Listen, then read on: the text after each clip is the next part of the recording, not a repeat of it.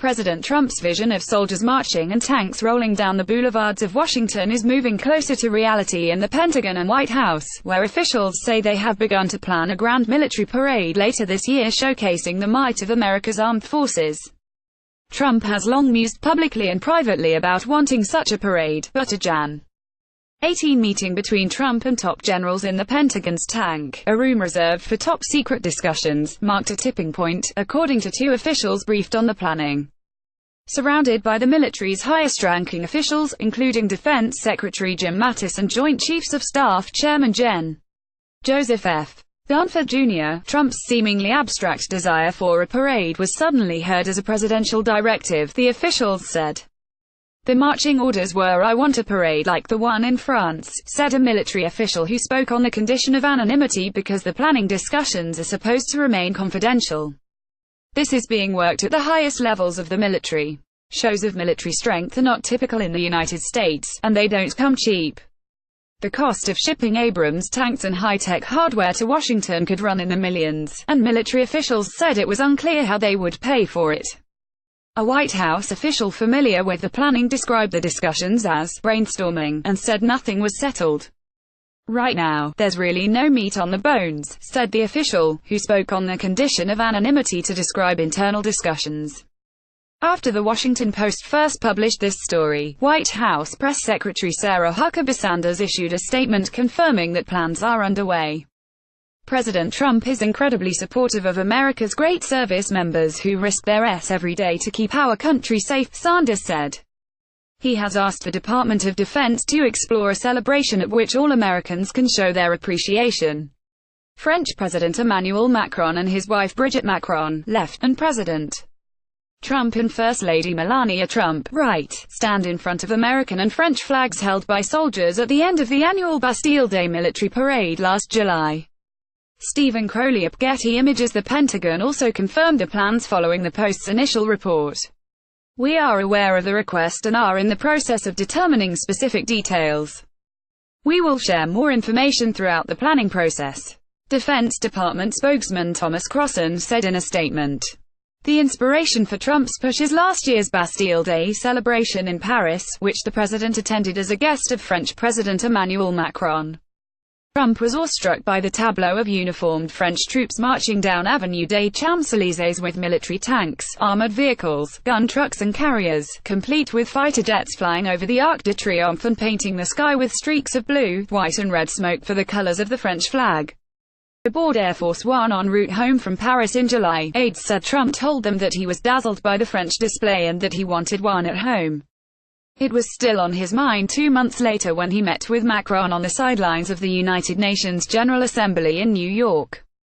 "It was one of the greatest parades I've ever seen," Trump told reporters. "It was 2 hours on the button, and it was military might, and I think a tremendous thing for France and for the spirit of France." Seated next to Macron, Trump added, "We're going to have to try to top it."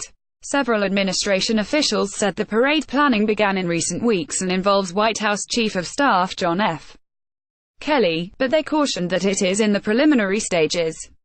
D.C. officials said they had not been notified of parade plans. A date has not been selected, although officials said Trump would like to tie the parade to a patriotic holiday. Officials are weighing weather patterns as well as competing events, such as the massive annual Independence Day celebration on the Mall. Trump officials had discussed Memorial Day on May 28 and July 4, but the Pentagon prefers Veterans Day on November 11, in part because it would coincide with the 100th anniversary of the victorious end of World War I and therefore be less associated with the president and politics. "That's what everyone is hoping," said the military official. "It is unclear what role Trump would play, whether he may perhaps serve as a Grand Marshal or observe the spectacle from a reviewing stand. The location is still being discussed, though Trump has said he would like it to precede the long Pennsylvania Avenue, which links the Capitol and the White House. It would be the same route as Trump's inaugural parade and pass by his family's showpiece Trump International Hotel. President Trump and his wife, Melania Trump, attend the traditional Bastille Day military parade in Paris last July.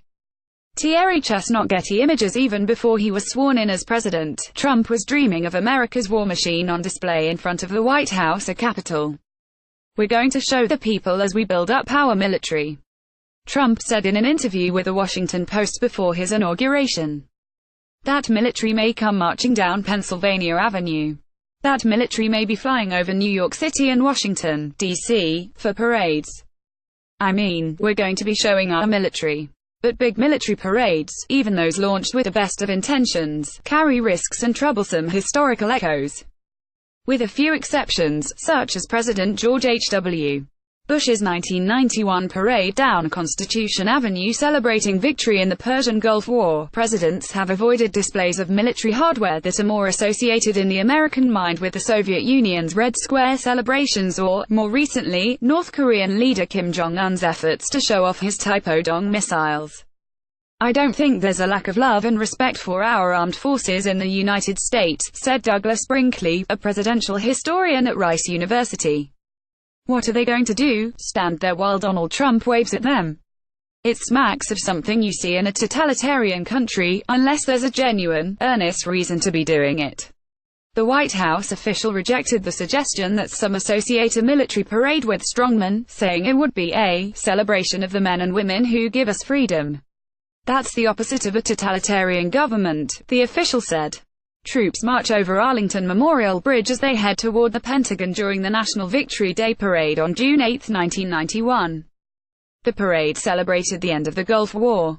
Doug Mills, Associated Press. Weaponry on the streets of Washington is not unheard of. Presidents Harry S. Truman and John F. Kennedy had military equipment during their inaugural parades, in 1949 and 1961 respectively, during key junctures in the Cold War, said Michael Beschloss, another presidential historian.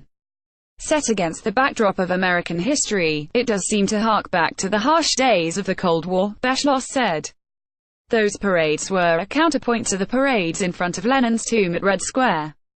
One reason the Soviets had those parades was to distract the world from the fact that the Soviet military was actually much weaker than the Soviets were claiming. But generally, the United States has shied away from parading its military assets, calculating that doing so was not necessary for the world's preeminent superpower. There is no law or regulation preventing Trump from putting on a military parade, but there are plenty of potential complications that military leaders are likely to raise with the president. One worry is practical: that 70-ton tanks built for the battlefield would chew up Pennsylvania Avenue blacktop. The military might also want to weigh in on the kind of equipment on parade. One concern is that big displays of missile launchers might evoke Pyongyang-style nationalism more than American patriotism. A parade would probably be interpreted as another stroke of nuclear gamesmanship. Tensions between North Korea and the United States have risen over the past year as Trump and Kim have taunted each other with playground nicknames and threats. After Kim warned last month that he had a nuclear button on his desk, Trump replied, "Will someone from his depleted and food-starved regime please inform him that I too have a nuclear button, but it is a much bigger, more powerful one than his, and my button works." The White House official said a parade would have nothing to do with Trump's feuds with Kim but would be designed as a broad show of strength to send a warning to all of America's adversaries. A North Korean Taepodong-class missile is displayed during a military parade marking the 60th anniversary of the Korean War armistice in Pyongyang on July 27, 2013. Don't safe Getty Images. Then there are the domestic pitfalls. At a time when Mattis and his top generals have been complaining about the state of military readiness and lobbying Congress for more money, pulling equipment offline for a costly parade could send the wrong signal. There are personal risks for Trump, as well. Although he attended a military high school, Trump did not serve in the armed forces, avoiding the draft during the Vietnam War by claiming bone spurs. Critics have called Trump disingenuous for basking in the military's glory. Honoring the troops without politicizing their service has long been a dilemma for presidents. President Barack Obama's frequent focus on wounded troops fighting to resume their rest struck the wrong chord with some conservatives. One of George W. Bush's biggest blunders as president came in 2003 when he landed on an aircraft carrier bearing a "Mission Accomplished" banner to claim victory in the Iraq War. Former aides say Bush would have loved a big parade, but they recognized a problem: the wars in Iraq and Afghanistan never ended. Such subtleties, the United States is now dropping bombs in 7 countries, don't seem to have factored into Trump's calculations.